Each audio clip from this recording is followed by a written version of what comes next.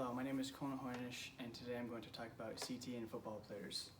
CTE stands for chronic traumatic encephalopathy, which is a neurodegenerative disease caused by continuous hits to the brain. The disease has been more prevalent in recent years because of the increase in concussions and new advancement in helmets. CTE is a problem that needs to be addressed by new equipment and new and old ideas. To understand CTE, you have to understand what it does and what it looks like. As you can see in the picture on the right, there are two brains here, one brain without CTE and one with CTE. As you can see in the normal brain, it's a nice pink color and there's no gaps in the brain at all. And you can see no sign of shrinking at all.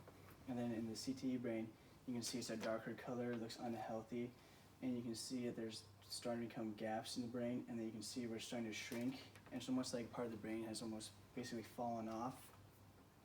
And then in the picture on the left here, you can see there's three brains, two brains with CTE and one without. So the one without CTE is over here on the left. You can see it's a nice blue color with a little bit of green, and you can see there's no really major gaps in the brain around here. And then in the NFL, one is a minor case of CTE. You can start to see where the gaps have started to come, which is the brain is starting to shrink. And then you can see there's a lot more green and yellow, which the yellow is where the brain has started to die. And then you can see hints of red in it, where the brain has completely died in those areas. And then in NFL 3, you can see that the whole entire brain is green, yellow, and red, which means the brain is basically completely dead. And you can see that there's big gaps now, and the brain has completely started to shrink. The main contributing factor to CTE is too many concussions. Concussions are very common in football, and a concussion is when the brain hits the skull, causing it to swell. Symptoms of concussion are vomiting, dizziness, loss of memory, confusion, and worst cases, passing out. A lot of players don't take their head injuries seriously enough, so they stay on the field and continue playing with them, just making it worse and worse. I think the major increase of concussions is because of the helmets.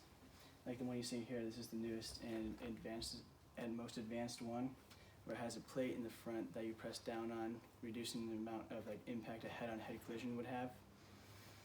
And then in this picture here, you can see the Bengals player is about to use his helmet as a weapon to hit the Steelers player. And in this example, the Steelers player does get a concussion and he blacks out completely. So there's an example of another player using his helmet as a weapon.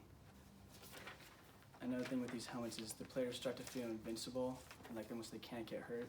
So they start to use their helmets as weapons. And then while I played football in my high school career, I had this exact helmet, and I had the feeling of being invincible sometimes and almost safer, and I've used my helmet as a weapon before.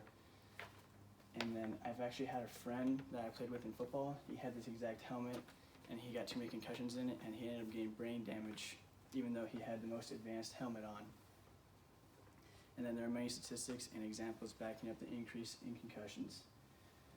In 2000, there were 36 concussions, and then in 2010, there was 114, which is a big increase in just 10 years. And then in the early 2010s, it kept on rising, and in 2015, there was 271, and then a record high in 2017 of 281. And according to Vox.com, there are approximately 0.41 concussions per NFL game of American football. 68% of those concussions involve impact by another player's helmet, which is basically or almost a concussion every other game. There was a study done by Brain Bank with 202 NFL players' brains, and among the 202 former football players, the median age range death was 66, and CTE was diagnosed in 177 of them. The participants with CTE had played football for a mean of 15 years, and statistics show a growing and concerning increase and need a solution.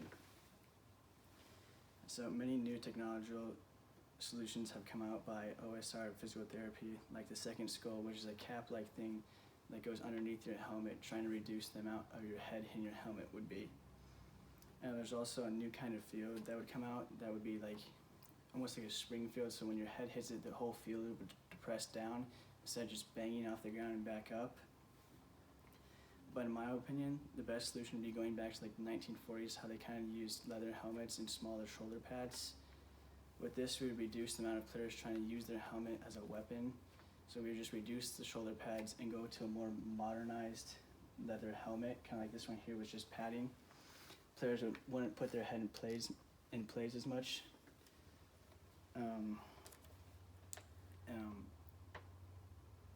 Players would no longer feel invincible, and with this we reduce the amount of concussions, which in the long run would reduce the amount of CTE in players.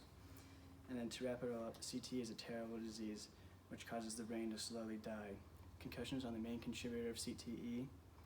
There is a huge increase in concussions in recent years, which means CTE will be more common in the future.